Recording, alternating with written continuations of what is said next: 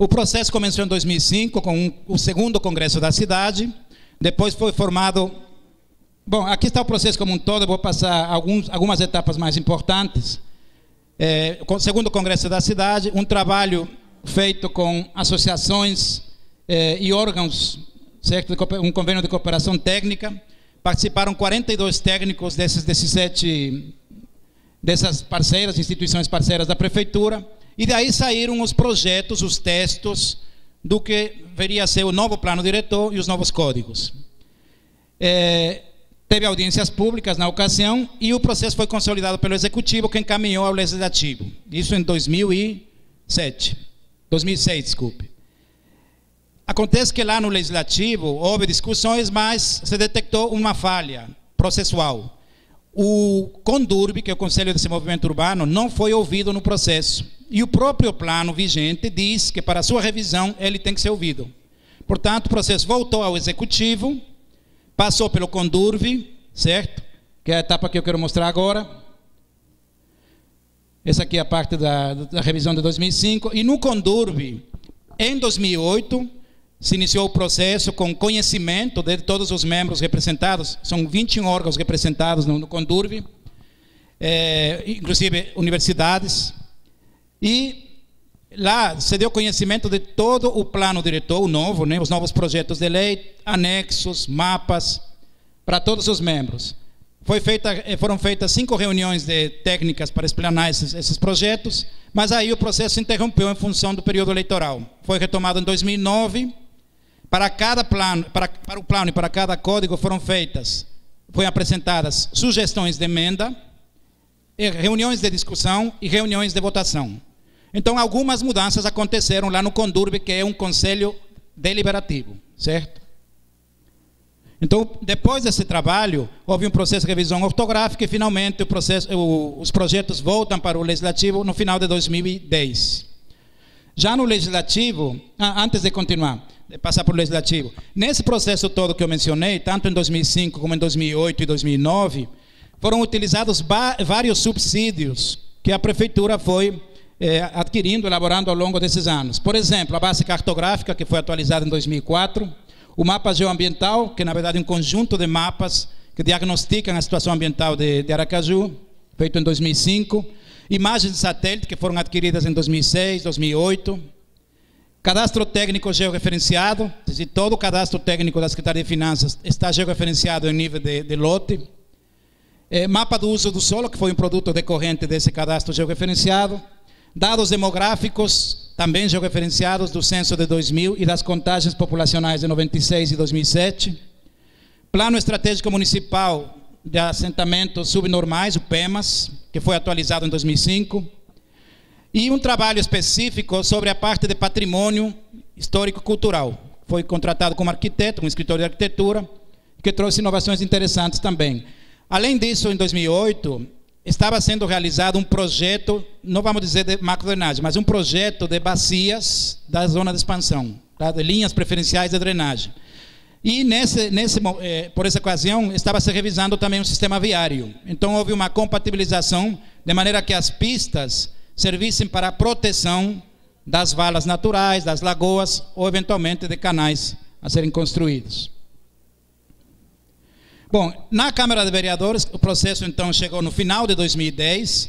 No primeiro semestre agora de 2011 foi feita a votação em primeira discussão e aí se abriu para a participação popular. Então houve uma reunião preparatória aqui à esquerda, no dia 2 de agosto, no Instituto Histórico e Geográfico de Sergipe. As audiências temáticas, setoriais, por temas, ocorreram no auditório da OAB, num total de 10. Teve uma oficina de capacitação com participação do Ministério das Cidades, em que os vereadores foram capacitados sobre o plano. E já estamos na 18ª, de um total de 20, aliás, 19ª já, de um total de 20 reuniões ou audiências públicas nas comunidades. Foram feitas em 10 comunidades, com 2 rodadas em cada comunidade, certo? Só falta uma, que é a do Mosqueiro, na segunda rodada. Ontem mesmo estávamos no Coro do Meio. Também está prevista para segunda-feira uma audiência na Faculdade Pio X, certo? Então é isso que está pendente. As 10 regiões em que a cidade foi dividida para a realização das audiências.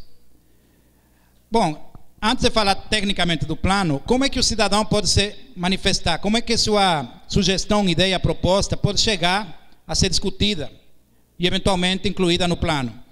Tem vários caminhos. Um deles são as próprias audiências. Tudo que a gente fala aqui é gravado em áudio e vídeo e depois transformado em ata, que por lei tem que ser apensado, anexado ao processo legislativo. Então os vereadores vão ter conhecimento de tudo isso, mesmo que quem não está participando eventualmente de uma audiência ou outra.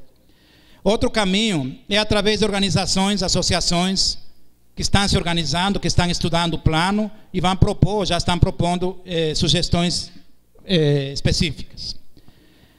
Uma pessoa, um cidadão comum, pode chegar no legislativo e propor, certo? Na verdade, o processo está no legislativo, tem um rito legislativo, né?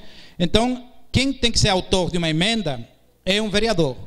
Mas os vereadores já se manifestaram publicamente no sentido de acolher, como autores, as sugestões de qualquer cidadão, certo? No final, haverá um processo de sistematização, de consolidação das demandas, e aquelas que forem pertinentes ao plano, certo? Que forem legais, constitucionais, deverão ser transformadas em emendas, discutidas e votadas em plenário, certo? Sendo que o mérito não será motivo de rejeição. O mérito não pode ser motivo para descartar uma emenda. O mérito será discutido em plenário e votado, certo? De cada proposta. Esse processo tem que aguardar o final das audiências, por quê? Porque muitas audiências, as propostas são as mesmas, ou semelhantes, ou então contrárias, umas às outras. Então tem que ser discutidas em conjunto, certo? Senão uma prejudica a outra e aí está se cometendo uma injustiça com os proponentes, certo? Então esse processo é posterior às audiências e antes das discussões finais no legislativo. Bom, vamos aos conceitos então. Veja, aqui foram trazidos os conceitos do plano, que são um pouco mais complexos, que demandam uma explicação melhor. Os demais são tão importantes quanto. O plano trata de vários assuntos: educação, saúde, assistência social, turismo, patrimônio, desenvolvimento econômico, certo? Tem códigos específicos de meio ambiente, de posturas, parcelamento, uso e ocupação do solo, obras e edificações, certo? Então, mas tem esses temas aqui, esses 5, esses 4, mais alguns que vamos colocar no final, que são mais polêmicos, que têm uma incidência direta na qualidade de vida, certo? Na paisagem, no adensamento, na infraestrutura, no meio ambiente, certo? E que também são mais difíceis de entender com uma simples leitura do texto que os senhores acabam de receber, que contém todo o texto do plano, né? Ou mesmo da cartilha, que tenta explicar alguns desses conceitos.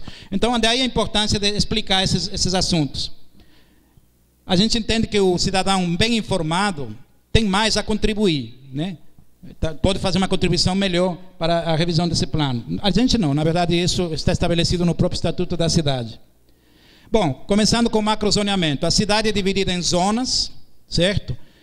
Em que, para cada uma delas, se propõe um tipo de adensamento diferenciado, certo? Maior ou menor. Em função de quê? Da infraestrutura instalada, certo? E da questão ambiental também, no caso de Aracaju.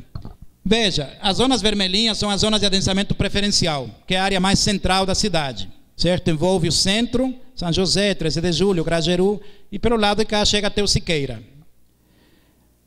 Nessa zona de adensamento preferencial, o nome já diz, né?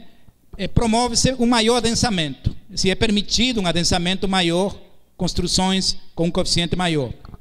Nas zonas de adensamento básico, certo? A infraestrutura é mais precária, vamos dizer assim. Existe, mas é insuficiente. Já na SAP, não, é uma infraestrutura já mais consolidada. Então, na ZAB 1, que é a Zona Norte, e na ZAB 2, que é a Zona Oeste e a Zona Sul, pelo menos em teoria, o adensamento tem que ser menor, tem que ser um pouco mais restrito. Já na ZAR, que é a Zona de Adensamento Restrito, que coincide com o que a gente chama a Zona de Expansão, certo? Aparentemente um contrassenso, mas na verdade é o seguinte: é restrito porque a ocupação que se pretende para o local é menor. Mas é de expansão porque é para lá que a cidade vai crescer, queiramos ou não. Só que vai crescer de uma forma menos intensiva, com um adensamento mais, vamos dizer assim, mais controlado do que no resto da cidade. Então, para essa zona, vocês vão ver que existe uma proposta bem diferenciada de ocupação. Bom, além do macrozoneamento, que traz normas específicas, que vamos ver daqui a pouco, existem as áreas de diretrizes especiais. O nome já diz tudo, né? São áreas específicas, porque tem alguma particularidade, e demandam normas específicas para elas, certo? São 4 tipos: as de interesse social, urbanístico, as de desenvolvimento econômico e as ambientais, de interesse ambiental.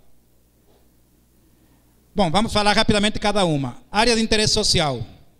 As áreas especiais de interesse social são áreas que têm 2 funções. Ou nela já existe habitação precária, quase sempre irregular do ponto de vista jurídico e também do ponto de vista de infraestrutura, deficitárias, certo? Habitações precárias, em definitiva.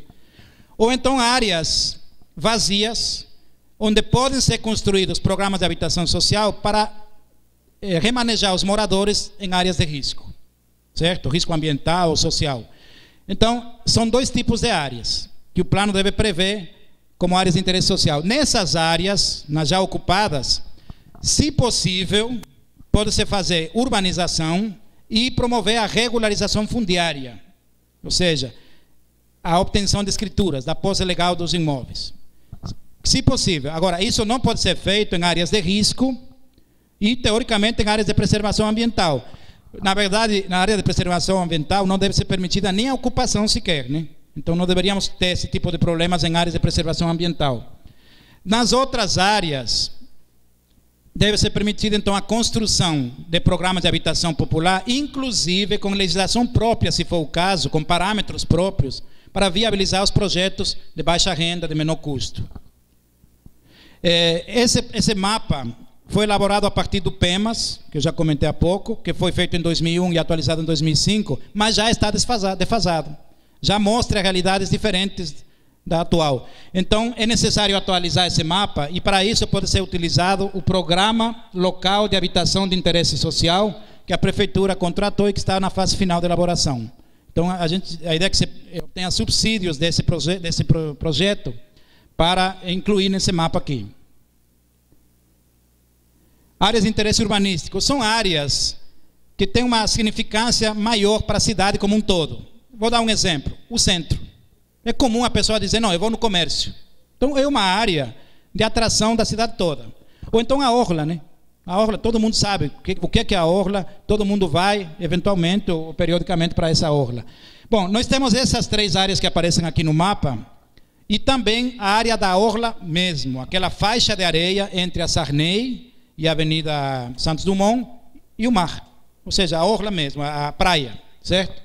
Nessas áreas de interesse urbanístico tem restrições específicas, certo? Ou normativas específicas para ocupação. Isso eu trouxe como exemplo a área de interesse urbanística 3, que é essa de aqui, do bairro São José, em que tem uma restrição, por exemplo, a altura máxima permitida para as edificações, 2 pavimentos. Tá? E tem a ver com a paisagem, com os tipos de residências, né, de época que foram construídas, e que a maioria são bens de interesse cultural. Então, a ideia é não descaracterizar essa paisagem. Na orla, no caso específico da praia, tem também limitações, por exemplo, distância entre os bares, impossibilidade de fechar a passagem das pessoas para a praia, tipo de vegetação, certo? Área a ser construída, instalações, enfim.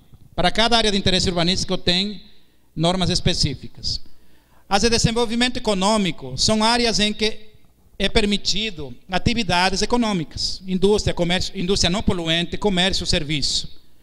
Na verdade, uma delas, a mais importante, a ADEM1, coincide com o DIA, com o Distrito Industrial de Aracaju, que vamos dizer assim, uma área gerida pelo Estado, pelo governo do Estado. A ADEM é uma área de interesse urbanística do município, e coincidem.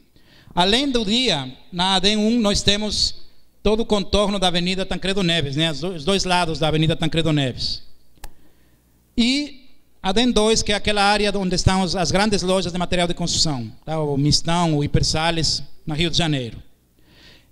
São as únicas áreas da cidade onde não é permitido o uso misto, certo? Por exemplo, residência não entra aqui.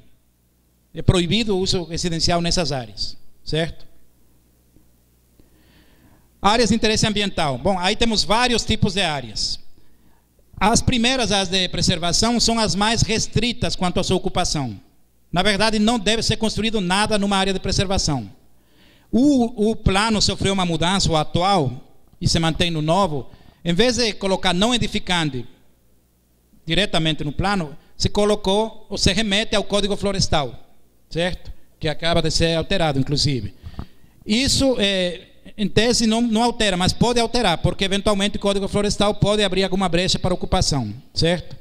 E tem uma questão importante, né? As dunas, quando não são revestidas por vegetação, não são tratadas no Código Florestal, porque o Código Florestal não cuida de dunas, cuida de vegetação. Então, nossas dunas, aquelas que não têm recobrimento vegetal, ficariam desprotegidas, se a gente se remete apenas ao Código Florestal. As áreas de proteção, inclusive, estava esquecendo, quais são as áreas de preservação? Mangues, certo? Dunas, encostas, com uma inclinação superior a 30%, certo? Os corpos de água, as áreas alagáveis e outros previstos em legislação federal ou estadual. As áreas de proteção são áreas que protegem as de preservação, certo? Por exemplo, faixas circundantes das lagoas, faixas circundantes dos mangues, das dunas, além de parques ecológicos e paisagens notáveis.